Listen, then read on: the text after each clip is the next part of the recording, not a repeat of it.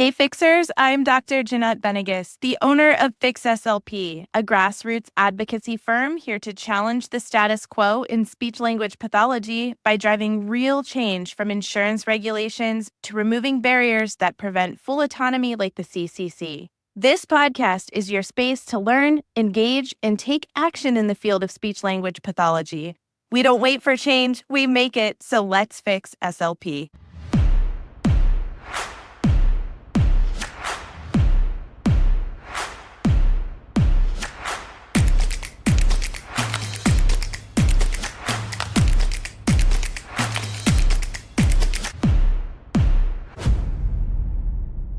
Hey everybody, welcome back. We have Meredith Harold with us today, back from, you might know her from the Informed SLP, but she is also with now the Informed Jobs. It is launched. They're going strong. I've been watching carefully. You guys see me sharing a lot. That's not sponsored. I am sharing it because it is just really good stuff for our field. So she's going to be talking to us today and giving us some updates with trends she's seeing on job postings, specifically related to the CCC, I hope. But before we jump in, I'm just going to read a quick review. This is from Not a Real Karen. Love that. Not a Real Karen said, "Stop wishing and take action. Thank you so much for The Hustle is a Lie. All of your podcasts are so informative and relevant to SLPs on the ground, but this one really resonated. Thank you for all you do." Thanks, Karen. Not a Real Karen. And so if you guys haven't heard The Hustle is a Lie, scroll back a little bit, go take a look. I don't know off the top of my head what day we released that. Oh, I just looked. March 11th. Go back and look for March 11th. You can tune in. So, hey, Preston. Hi. How was your vacation? It was terrific. I really enjoyed participating in the Canadian election. It always feels good to step outside and go knock on doors, meet a lot of fun people. I got to fly in a seaplane for the first time. That was great, crossing the water from Vancouver to Nanaimo.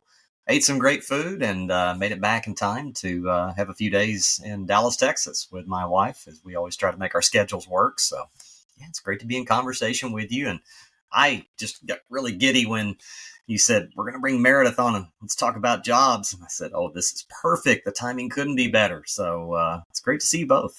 Yeah, because this is going to air at least a week from now, maybe if not more. But so I'm going to reference something that is no longer there. But yesterday I shared one of the Informed Job stories and it said, this is hiring season. And this is hiring season. We have a lot of new grads coming out of school. We have people making changes. Springtime is a time people sell their houses and move. So this is a busy time of year for SLPs and job changes or new jobs. So what they had to share was a really good resource. So yeah. Hi, Meredith. Hey, how's it going? Good. You've been busy. Yes, I have. As Jeanette mentioned, I'm the owner of the Informed SLP, and Informed Jobs is our kind of newest project. We started building it last summer and fall and kind of, dropped, information and hints that it was coming, but the jobs database officially launched in January. So basically it's kind of like Indeed, except for SLPs only. SLPs can use it for free. Employers are the ones who pay to post there. But we do have it built in a way that is friendly to small private practices. So like if you're a member of the Informed SLP, you can get 2 free job posts per year and stuff like that. So it's very affordable. So that just gives you the context of like what it is that we're doing.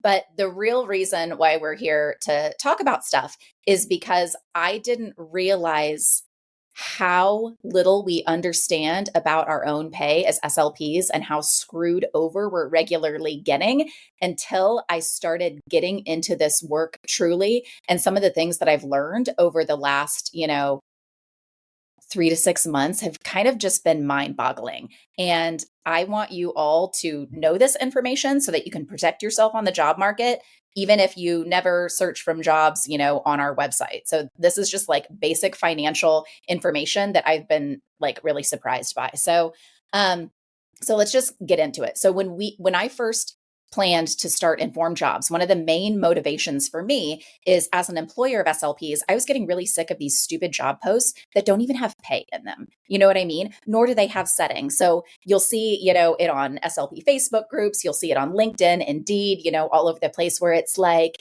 come work at our super great place with competitive pay. And it's like, thank you for this competitive pay. Why don't you have the pay listed in the job post, and also not saying settings. Like, a lot of contract companies in particular will have job posts, but they won't tell you where you're going to work. They don't tell you what setting it's going to be, or even if they say it's a school job, you don't know what school district it is. And so there just was not enough information in job posts, right? So when I first started this, I thought that mostly it was an issue of, we're going to make sure all job posts have pay. Step one, Step two, we're going to teach SLPs how to understand the difference between W-2 and 1099 jobs, because that was another big problem I was noticing, where SLPs don't consistently know the difference, and know that, for example, if you take a 1099, you need to be paid between 10 and 30% more than if it's W-2. So like W-2 50 per hour should be about 30% higher if it's 1099, And so I thought it was kind of as simple as that. Like, let's just get pay in job posts, let's get information in job posts, and let's teach people how to do basic calculations or adjustments for 1099 versus W-2. But the two things that I actually want to talk to you about today, because anyone who's like more advanced will be like, yeah, obvious. This is basic stuff. Like, I'm not a newbie. I know these things. And if you are a new grad and are a newbie, we have resources about the difference between 1099 and W-2. You can go on informedjobs.com and read it, but we're going to move straight into advanced time. Okay. Because like, this is what really started to scare me, is that I found that even people like you and I, Jeanette, like our peers who've been in the field, 10, 20 years and are highly informed, still don't understand these two things. Okay. So thing number one that really started to like mess things up when I realized it is the pay per visit contracts. So a lot of SLP contracts, right? You're only paid per visit or per session or for direct time only, right? I just left a job that was that, because, and you're going to get into this, when it was all said and done, I was making $20 to $35 an hour. Exactly. That is going to be the take home of this discussion. So basically, we thought that with pay per visit contracts, that what we would be able to do is take these jobs in and, it's pay per visit, $50 per hour. And then we would have the employer describe any details related to that, because there's always all these like ridiculous details. Like, you're paid $15 for emails and admin time, and you're paid $175 for an eval, but $50 per hour for treatment time. And we knew that we wanted to require that level of detail, but it wasn't until we were trying to do the math ourselves that we suddenly had this moment about 3 weeks into running the jobs database, where we were like, oh shit, we can't calculate pay. Like, you cannot calculate a pay per visit job, what you're actually going to make, unless you ask the employer really explicit questions. And at first we were like, we just need to ask them about things like cancellation rate, their average cancellation rate, and whether or not they pay for travel time. And we just kind of got to this point where we started to realize there's not enough questions that you can ask. Like, basically what you really have to ask in these jobs is, on average, what do your people make per year? Okay. And I've seen you recommending that, and I've had thoughts. I've given you a lot of thoughts, but I haven't actually given you this thought. Okay. The job that I just left had 5 SLPs. We have one who has worked there for 7 years. We were all PRN, first of all. She has worked there for 7 years. She is their main person, and she takes 30 visits a week. And so if you were to ask that question, they would give you her answer, right? Yeah. Where the newest one, who hardly gets any work, maybe has 1 to 2 visits a week, if that. Yeah. And so then the there's way that we're asking the question is, we ask the range and average. So we say, what is the range and what is the average? So like, what we tend to get in a practice like that is, they'll tell us, so like we pay, $50 per hour, which if it's a pay per visit contract, that's not even a number. Like, you need to start just treating it as not even a real number, and then they'll say to us, okay, so like the range is, 50 grand a year to up to 90 grand per year. And the average is, 70 or whatever it may be. And that, first of all, that's about as good as it's going to get, because reality is that with pay per visit contracts, there is a huge range of difference with individual humans on how many people they're able to take on their caseload, like how like productive they're able to be and stuff. There is a huge range, but at least we need to get to the point where we're starting to like first of all, disclose that range and the average to SLPs, right? And like describe it in words as much as possible, and then rewind it back to the hourly rate from that. So that allows us to then be able to calculate like the true hourly rate, and the fact that it's like $35 per hour is really what you're making per hour, not 50 per hour. And we also have kind of like a fail-proof method too, because we get private practices that are like, I've never hired anyone before, and so I don't have an average. We're just, going for this. We use a 30% rule. And so that's another thing that as an SLP you can do is basically, if it's a pay-per-visit contract at $50 per hour, and the employer cannot give us adequate enough information about the average and range for people who would have this job and are working full time so that we can really calculate it out, then we just knock 30% off. So I can't do this in my head. I'm not a mental math person. 50. Oh, and I don't have enough light in this room. 50. I have one of those look at my calculator, Jeanette. It's like powered by the sun. I love you. I don't have to switch my phone. You have a calculator on your computer that you can pull up? I have Do you have a 50 times 0.7. Okay. So so $50 per hour, you need to treat it as $35 per hour. So when you're comping against other jobs that actually pay for all hours worked or are salaried, you need to like start to get to that point. And this is, the way that I know that SLPs are not doing this math and are not thinking about it this way is based on the conversations people continue to have on social media, where it's like, okay, so like I got this $60 per hour job offer. Like, is that good for Chicago? And that's all people ask. And nobody asks clarifying questions. They don't say, is it like pay per visit, like direct time only? Is that $50 per hour and, you're paid 40 hours per week, no matter what? Is it a 9-month contract? Is it a 12-month contract? Is it W-2? Is it 1099? We have, as a field, just gotten so hung up on this hourly rate that basically it's blinding us, and we can't calculate our own wages because we don't realize that there's follow-up questions you need to ask. So it's created this kind of perfect storm where what employers can do is advertise an hourly rate, and it looks good. Like, we've seen jobs come into our database where like the hourly rate on the contract, what it says is 90 per hour or 120 per hour. And I've also seen it happen on social media where like, somebody will get on there and they'll be like, oh, 90 per hour, work in the city. And people are like, yes, yes, yes, that's the kind of wages we want. Babe, if you did the math, you'd realize that's not a 90 per hour job. You know what I mean? It's basically like they're using our hourly rate as a vanity metric, where it doesn't actually carry any meaning. So the short of it for SLPs is we need to start actually paying attention to hourly and annual wages. You should never be taking a job where you're only thinking about the hourly without asking the employer information about annual. We have no problems with employers disclosing this. Like, there's been very few people who, when we ask them these questions because we force employers to disclose this information in order to post with us, and they do. Like, we've had hardly anybody who's been like, I don't know what that is, I can't disclose it. Like, they can disclose it. And we need to get them in that habit of just asking our employers, what can I expect to make in a year? If you are taking on one of those type of contracts, and then also make sure that you get a range from them. So if you ask the question, what can I expect to make in a year? And they're like, oh, we expect that you'll be making $90,000, and be like, okay, is there a situation though, in which I could make as low as 60, for example? And can you describe that situation for me? Because I just need to be able to like, make sure I can pay my rent, and then I'm taking a job that, I'm excited about or whatever. So, and kind of just like another interesting anecdote.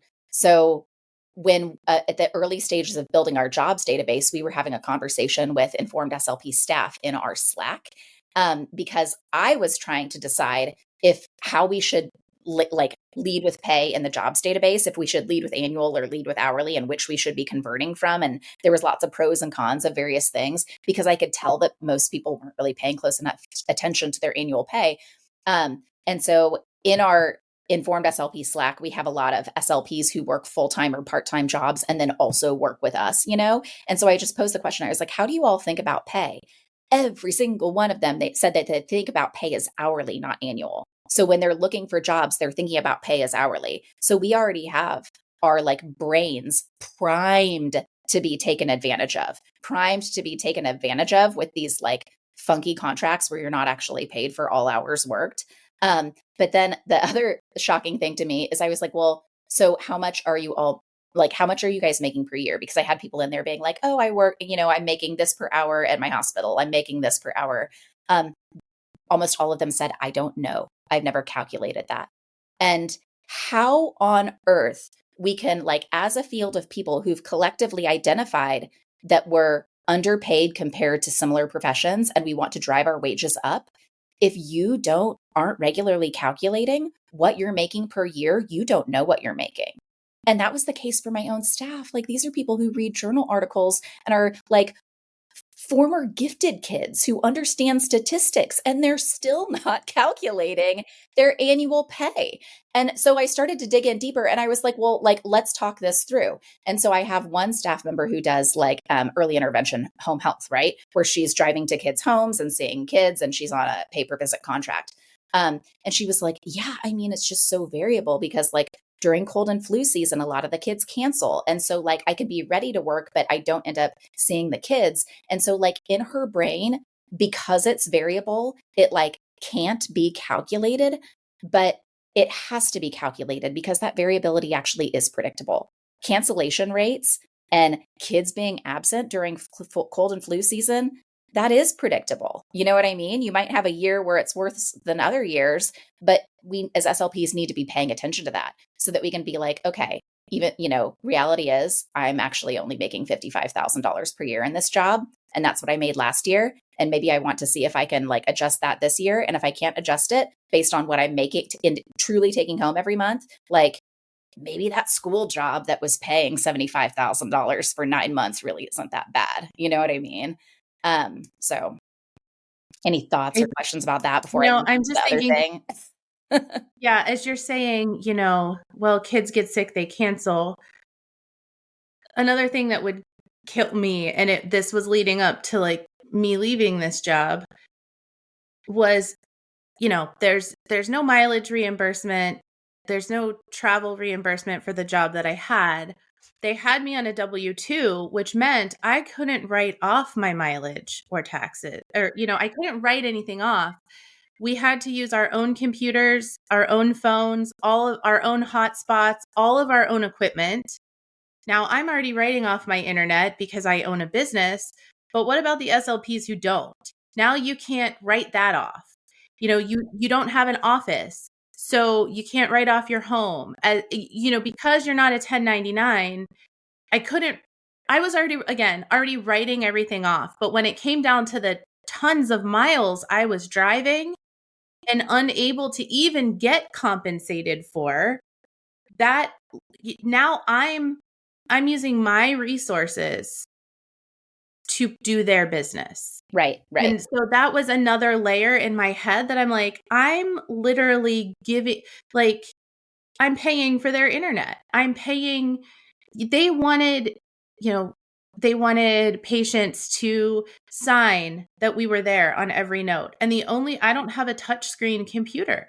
So the only way to do that would be to pull up my cell phone and have them touch my screen.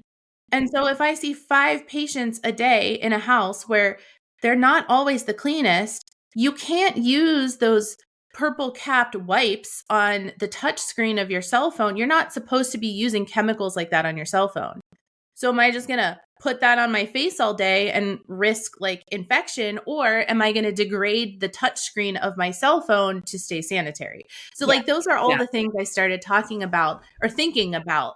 But then what really got me there at the end was I had a really problematic patient who would play games with me and lived about 25 minutes from me. I drove to his house for a scheduled appointment and he wouldn't answer the door.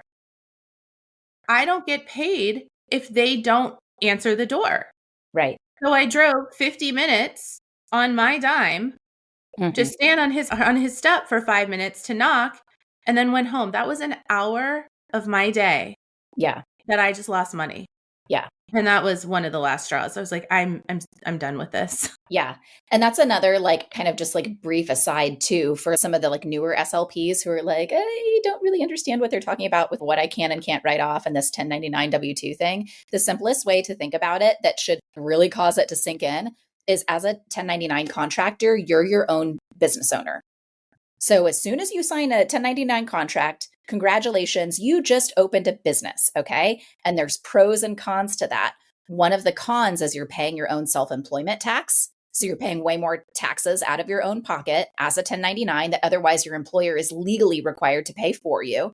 But then also, as Jeanette's talking about, the write-off situation. Because you're a business owner, you actually have a lot more ability to like savvily write things off, whether or not it's expenses like buying a laptop, expenses like your cell phone bill, your travel mileage, like Jeanette said, and Jeanette even mentioned like home office. I actually write off this room. So I'm at my house right now. This room, as a percentage of square feet of my house, is a write-off for my business where it's a percentage of our mortgage, a percentage of our utility bills, a percentage of everything because I'm doing my business daily within this little room, right? So good versus bad with 1099 versus W-2. It's not like W-2 employee good, 1099 bad. It's more just like you really have to understand the pros and cons in order to not get screwed over and make sure that you're taking advantage of things that you can. Oh, one of the things that jumped out to me, it's just a wealth of information that you've put out there about how we conduct our business, how we really look at pay. And you mentioned new SLPs. And so I'm going to ask kind of a two-part question to both of you. First to you, Meredith, which is, has academia asked for you or, to come in and talk to some SLPs in different settings and that are in schools about how to do this? Because that's what really will raise that average. When you think about it, that's what'll allow us to finally get out of the doldrums when it comes to pay. So I'll ask that question to you, and then to Jeanette, my former, pointy-headed academic elitist. If they're not having that conversation, why the hell not? So Meredith, is academia wanting to talk about this yet? Last fall, I actually was doing a whole bunch of lectures to graduate students because I wanted to figure out how do I present this information to graduate students in a way that isn't terrifying, but keeps them informed, and a way that I feel like they can fly from the nest and make a good decision without messing things up, essentially. So no, it's not being taught in most graduate programs. No, most new grads have absolutely no idea. Like I said to Jeanette, like people who've been in the field 10, 15 years still don't fully understand this. You know what I mean? And so I actually am working on creating some like videos that can just stay on our website and pushing it out to grad schools as much as possible, just to be like, hey, here's an hour-long video. At least tell your students about it. Talk about it in class. Don't talk about it in class. At least let them know. But I think a lot of faculty don't realize how big the problem is. They don't realize what's actually happening on the job market because that's not how their contracts are structured, and they haven't thought it through. I mean, to be honest, I had only partially thought it through when I was about to do this jobs database. The only thing that made it really sink in for me was doing the math, because our team does the math on every single job post. Once I started doing the math and seeing how misleading these contracts were and how difficult it was to do the math and how we had to change the types of questions we asked employers in order to do the math correctly, that's when I finally was like, dude, SLPs are out here signing contracts on jobs where their pay is a mystery. They could be making between about $45,000 a year and $95,000 a year. And little factors that they're not doing the math on will make the difference in that. What is the point of all these negotiation and raise discussions we always have where we're like, do you think I can talk my employer into a 2% raise this year? I don't know if you can. I don't know if you can. Dude, what if we just stopped taking shitty contracts in the first place that are making $10, $20, $30,000 worth of a difference? You know what I mean? Step one is get into a good contract. negotiations and raises are so much further down the line. We just need to stop taking bad jobs in the first place, or not necessarily bad jobs. Sometimes people want a very specific, highly flexible job in a very specific setting or city. It's cool, but at least consent to what you're doing. Don't take a job where you're making 50 and thought you were going to make 70. And then that's the point we need to get to. The other thing that I experienced with this job that I left, they had a QA department, like a quality control type department that reviewed everyone's paperwork before submitting it to insurance, which I understand, to ensure that they're getting reimbursement. That is important. But I've never worked for a company that had that.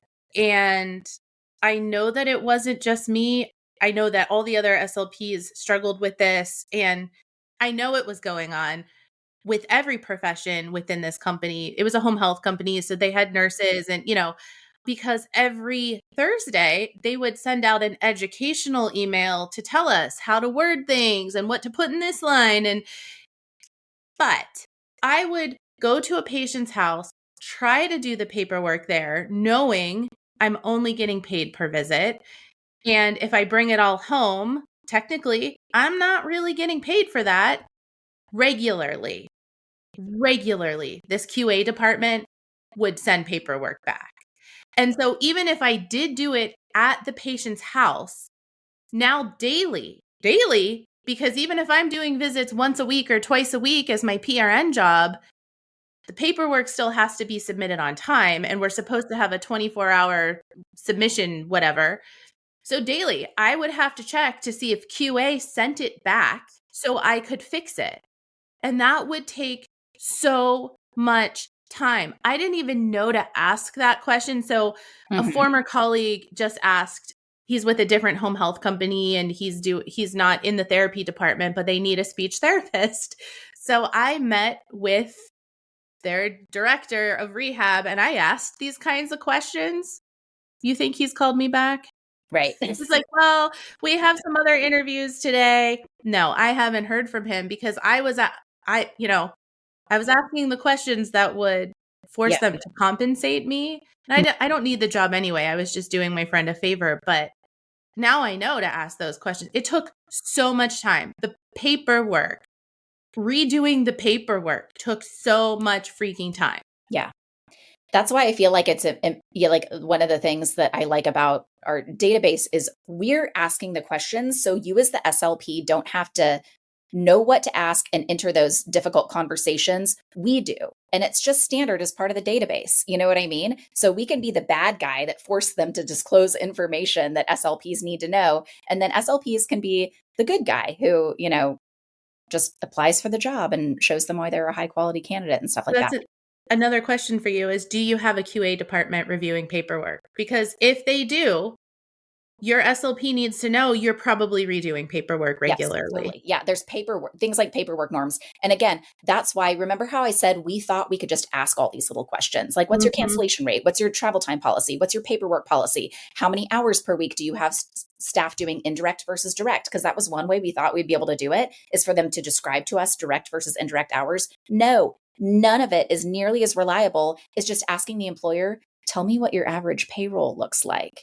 Because that they for damn sure know and don't need to think about it. You know what I mean? They know what they're paying their people every month. Just tell us the average and range, and then we'll take it from there. You said, sorry, go ahead, Meredith. I was to say, you said you had a 2-part question. What was the other part? Because we got off track. Well, earlier I was going to push it to Jeanette. I mean, why the hell aren't the colleges putting this in there just as mandatory in the last year of graduation before we send you out of the nest? Like Meredith said, here, this is what you need to know. They sure as hell didn't teach it when I was in school. They acted like, oh, you're just, everybody line up and they're going to hand you a big wad of money when you get out of here.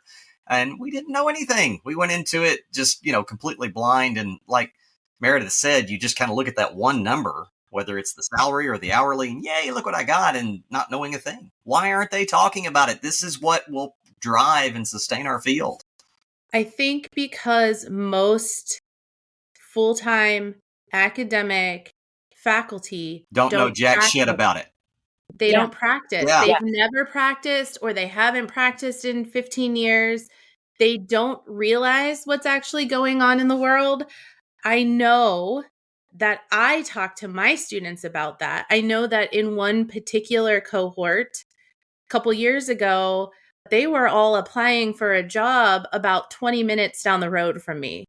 And a very close friend of mine had worked there, and she knows how awful the job is. She left slash sort of got fired during COVID because they were asking her to come to meetings and work while they were all getting unemployment or something. And so she asked about it, and it turned into a mess.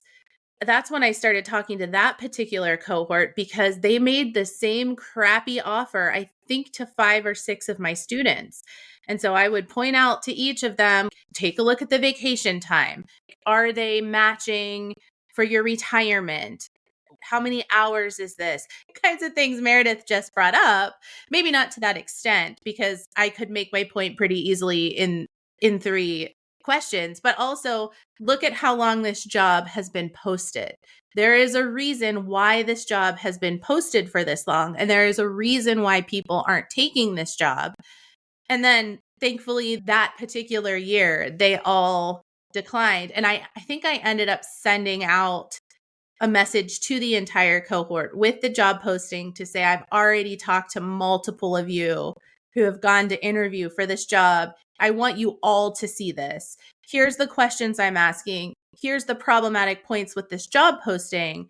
Why is their turnover so high? Right? And so actually, I wasn't there to see like this last cohort through. One of my former students from the cohort when I left actually took that job. I wasn't there to talk to them about it, which is really unfortunate. So I was, but I know how bad that job was. I know the problems there, and I was able to coach them through that. But I think most people just don't know. And also things have changed a lot. So, Mhm. I got my master's degree in '08 and then graduated with my PhD in 2011. But when I was looking for clinical jobs because my first clinical job was actually in 2010, 2011, this wasn't a thing. Most SLPs were still actually being offered salaried jobs, not hourly. And also, most of our jobs were W-2. The number of jobs that are being presented as hourly and your contract is written hourly, but then there's all these funky details that make it hard to calculate what you're really going to be paid. And the incidence of 1099 jobs just keep going up, up, up, up, up, up, up. Even if, you have a faculty that like has a long clinical history and worked 10 years in the field before they switched over to being a faculty, they can't rely on what was happening over 5-10 years ago because No. it's not the same anymore. You know what I mean? These companies are savvy and they're finding ways to basically deal with the fact that our reimbursement rates can be pretty low and stuff like that.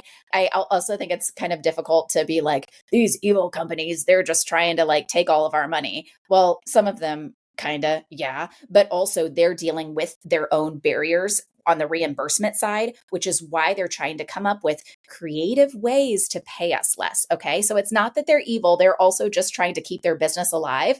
But what we as SLPs have the right to do is to be like, I still get to choose which job I take, and so I understand why some companies might structure contracts in weird ways. I understand why some companies might pay way less than average, but we as SLPs have the right to choose our jobs and to understand what we're going to be paid, period. So, it doesn't have to be a like evil, bad person thing. Yeah.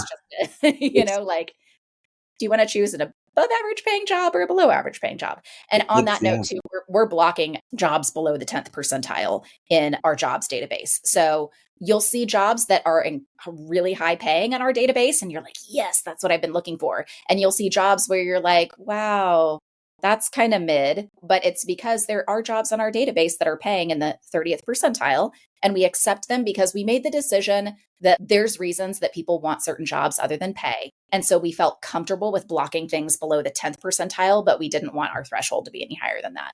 We should move on to another topic. So there's basically 2 things I wanted to make sure that people understood. One, you can't figure out what your pay is going to be if all you know is the hourly rate without asking more questions. That's take home number 1. Take home number 2 is we don't have wage norms in our field.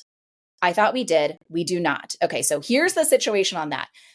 last year when we were building out plans for informed jobs, I was like, isn't it so funny how SLPs are constantly asking on social media, is this good pay for San Diego? Is this good pay for Chicago? I'm taking a hospital job in Orlando. Do you guys think this is good pay? And the whole time I was like, people realize that they could just go look this information up, right? I thought that what the barrier was is that people didn't quite know where to go find that information. So they were using Facebook friends as their very own Google. I should have known better that it was because our wage norms are shit and broken. So I started creating resources to point SLPs toward which wage norms are good and found out just how bad they are. So the most common source of wage data in our field is the Bureau of Labor Statistics, the BLS data. And the BLS data is what our field's scientists use when they publish about wages in our field. The BLS data, because it's considered the best or primary resource, is also what a lot of websites use. So when you see information about what SLPs are paid, it's often coming from the BLS. So Bureau of Labor Statistics, a bunch of economists with PhDs working for the federal government collecting data. Now, how do they get this data? Because basically what I'm going to explain to you is all the BLS data is wrong and you mostly can't use it, but people don't tend to understand why. So we're going to go through that. So the way they get the BLS data is from unemployment data. So the BLS is collecting unemployment statistics and they're collecting information on the job that you lost and what you were being paid. So imagine an SLP is submitting their data and they're like, I was in a job where I was making X per year. I was in a job where I was making X per hour. And you can submit the data either way, as hourly or as annual. Two problems with that for SLPs. First of all, if you submit your pay as annual, it would probably be important to know if you're on a 9-month contract, like a school-based SLP, or a 12-month contract. That's level 1 that messes up the data. Level 2 that messes up the data is people are inputting their hourly rate, which is in their contract. But as we just discussed, for like the last 20 minutes, that hourly rate is a nonsense number. So what they're inputting is pay per visit hourly rates. So imagine an SLP says, I was making $60 per hour at this full-time job. The BLS processes that data as great. So $60 times 40 hours per week times 4 weeks in a month times 12 months in a year, that number is 2080. 2080 is kind of like this magic number that you can lock in your head because it's the number that is always used by any economist and any HR department to go between hourly and annual. They take that 60, multiply it times 2080. Let's get my cell phone out again. What's 60 times 2080? $124,000. Now, SLPs who know what SLPs make know that that might not be right. The BLS doesn't know that it might not be right. And because our field is small and because nobody ever pays attention to it, and maybe they haven't received enough complaints, or maybe they just don't have the man hours to do it the right way, it means all the BLS data is wrong. All the BLS data is wrong. And you can kind of prove it to yourself by if you go to the BLS website, they have it divided by setting and hourly and annual. So it'll be like in an elementary school, as an SLP, you'd make this per hour, this per year. In a hospital, you'd make this per hour, this per year. They break it down by state. They break it down by city. They have a really deep data set. But always the hourly column and the annual column are multiply or divide those numbers. It's always multipliable by 2080. So does that make sense for why that would be just wildly wrong? Sometimes it's high, sometimes it's low. It's a crapshoot. And I think the thing that really messes up people when they look at the numbers is sometimes it looks right. And sometimes it is right. Because if you get just enough overestimate and just enough underestimate into a data set, sometimes you can conveniently land in the middle and end up with the right number. But you don't know when that's the case based on what data is being dumped in. But Meredith, doesn't ASHA save us? Can't we go there and look? Here's the one situation in which I'm going to say ASHA killed it. ASHA actually does it right. So ASHA collects wage data every single year, and they alternate every other year, where 1 year they'll do schools, 1 year they'll do healthcare settings. They don't make the mistake that the BLS does because, shockingly, ASHA actually understands what SLP contracts look like. And I don't know who they have running this, but my assumption would be a master's or PhD level person who understands data and understands SLP contracts is actually collecting and analyzing this data. They don't mess it up. But I will say the one problem with it is their data set isn't deep enough. So ASHA on average is usually only able to collect about 2,000 respondents to their surveys. So ASHA's data is right, but it's based on a teensy tiny data set. You can't do savvy things with it. It's broken down by state, but how useful is that? You know what I mean? Like, we need deeper data sets that are setting plus state plus how many years you are in the field or whatever. One other layer to this, there's other sources of wage data that are the worst of all. So there's like the BLS that people think is right and it's totally wrong. There's ASHA's, which is actually right, but it's a teensy tiny data set. So it's not as useful as it could be, but it's the best thing, honestly, that you could rely on right now. So if you're an SLP today that wants to know what SLP wages are, you actually need to be using ASHA's data set. But then I should probably cut that out. It's accurate. I'll leave it. Listen, it could be better, but it's good. Yeah, and we do give ASHA credit when yes, they're doing when credit is due, you got to give it, right? That's how you know that. My skin, but we'll leave it in. Yeah, you can accept that. And then the third source of data that is like really wildly wrong is a lot of websites will create wage norms based on job posts. So let's think this through. The real jobs. Employers aren't, in most states, employers don't legally have to put pay in the job description.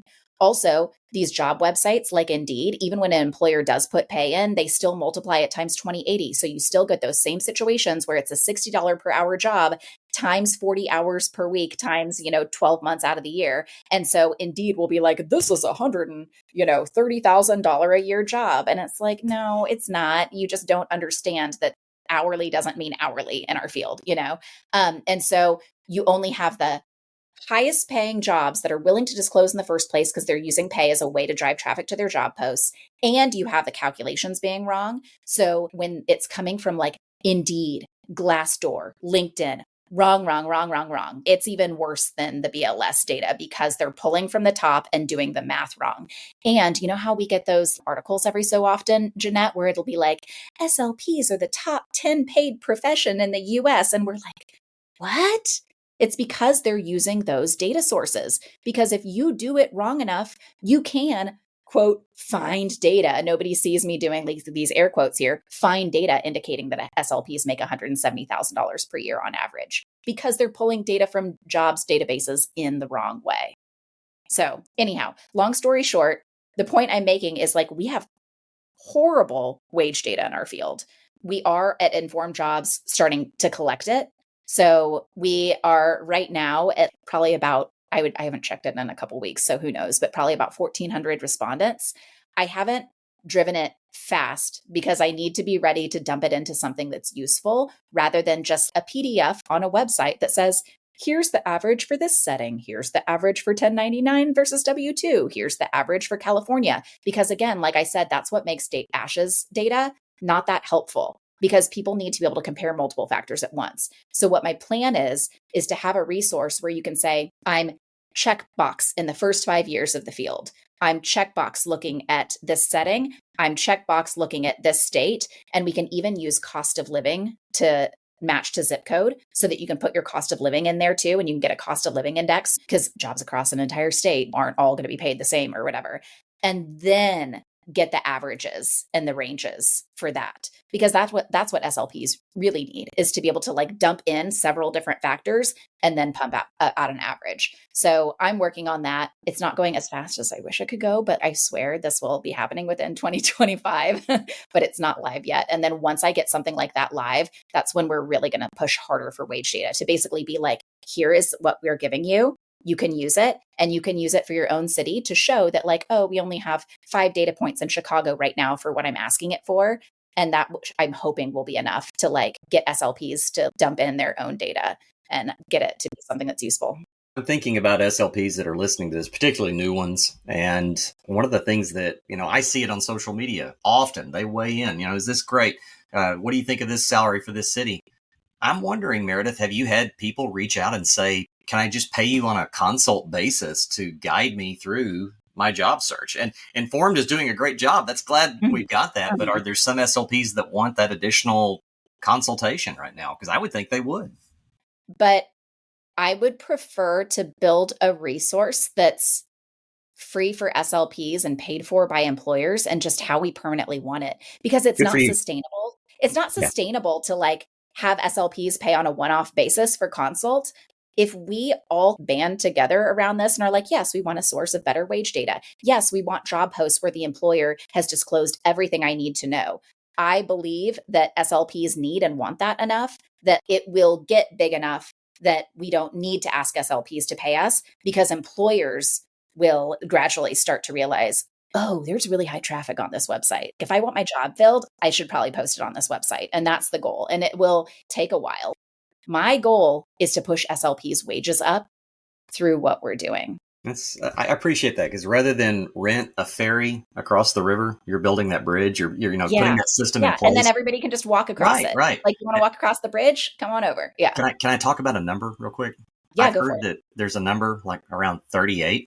Oh, that, I know what you're talking about. Yeah. Yes. Yeah. So on our jobs database, we have it built for SLPs in the first place, where there's lots of different filters that are highly useful to SLPs, not so much to other people. One of our filters, for example, is, does the job accept CFs? We ask employers, they tell us. So if you're a CF, you can go right to our website and immediately narrow by everyone who's accepting CFs. But the one that you're talking about is another very SLP specific filter we have, that do they require Cs?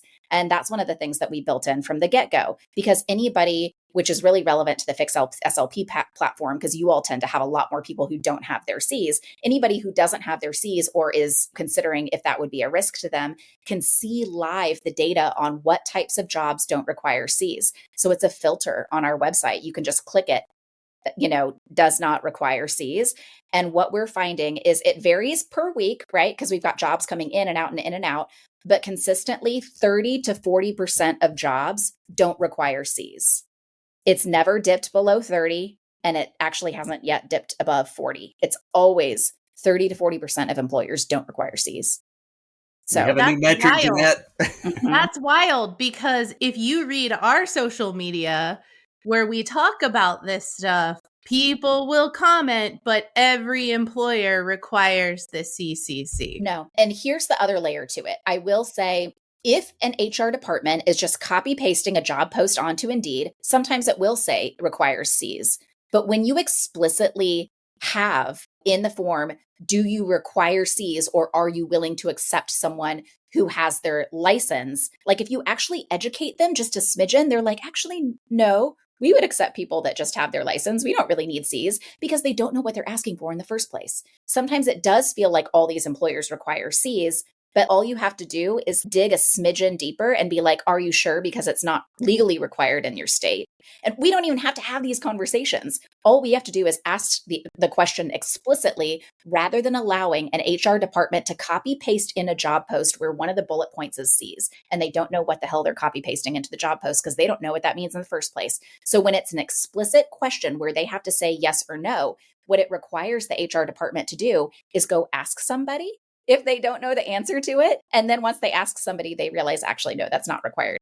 And I bet for the ones where they have to go ask somebody, they're asking their most senior SLP who doesn't understand either. And so if one would really push into that, it could probably easily be changed. And I think that is the importance of our employee education campaign that's going to be coming shortly after our new website is launched, that all we have to do is start asking and educating. Yep. And there are a couple states, these Medicaid problematic states, that we're still working on where, okay, you do have to have them, but that is a small percentage and a small majority of all of us. Mm-hmm. And if we would all just keep asking, even if you get a no the first time, if enough people ask, if you revisit it every quarter, if you keep educating, you keep supplying information, eventually the answer could change. One no doesn't mean no forever. And so this is a group effort, right? You're fixing SLP by addressing data and wages, like wage data, educating SLPs on how to get paid more. You're doing that little portion. Our little portion hopefully will be through this education campaign this is how you educate your employer. We can all do our part to all make a change, but everybody has to do it. no one's coming to save us. We have to save ourselves. We all have to do it. If we don't do it, if we're all passive, nothing changes. Yeah. And it's nice when you're able to identify things that really aren't that big of an ask. A little bit of an education of your employer, it really isn't that big of an ask, but it can make an astronomical difference because they don't know what they're doing in the first place. And especially in these states where we have already gotten Medicaid addressed, Arkansas, North Carolina, and Michigan specifically, you all need to be educating your employers because you really did need the Cs until the last year. Employers aren't paying attention to this stuff. They don't know. So we do have a resource, I think at least for Michigan and North Carolina, that points to the source documentation that can be shared with the employers. Like Fix SLP said, or whoever said, that doesn't matter. They need to see rules, regulations, and source documentation. So we do share that kind of stuff. We have it on our website, but that's the kind of stuff that employers need to see. I know 2 years ago we needed this, but look, we don't need it anymore. Here's Medicaid's bulletin on this change. Here's their new handbook. Employers aren't going to keep up with this. Unless we ask, nothing changes. And even though we've got exceptions in Arkansas, I'm still having a difficult time just getting that bulletin written. Bureaucrats sometimes don't like to get pinned down. They recognize that the previous policy was not really compatible with the rules. But sometimes just bringing those new procedures, getting people away from copy and paste, it's hard. And we're still working on that. Yeah. Meredith, before I go to my day job in just a moment, if you're comfortable in a few months coming back after Informed has got a little bit more time in it, and it's okay to share this proprietary information at some point, I want to know how many love connections you've made at a certain point with hooking up SLPs with great jobs. This is exciting. So I don't want to put you on the spot, but feel free to come back and for sure. Quite a few so far. And it's really fun to see. It benefits good employers so much. And so that's really fun to be able to do. But another topic also that I can come back and discuss later that would be super fun, so we can just leave this teaser here, is remember how I said we reject stuff? We reject pay below the 10th percentile, productivity over 85%, and reasonable details undisclosed. So like, remember how I said, I want to know what setting they're working in. I want to know what city they're working in. Our refusal rate is between 20 and 30% still, where 20 to 30% of employers can't meet those criteria.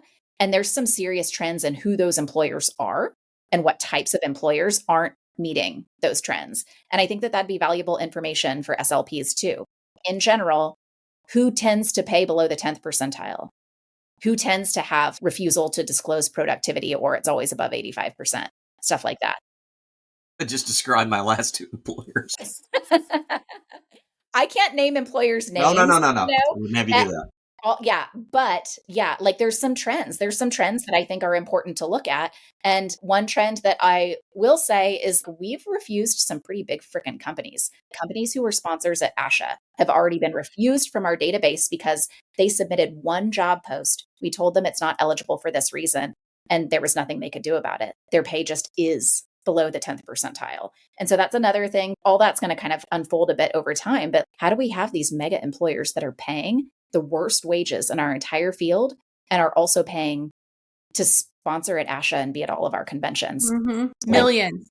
Millions. Yeah. Preston's unofficial tagline slogan out there for everybody. If you're an SLP and you don't want to let the bastards get you down, go to informedjobs.com. So there you go. Yeah. Awesome. I think this is a good place for us to wrap up. All right, everybody. I'll just say thanks for fixing it. We'll see you next week.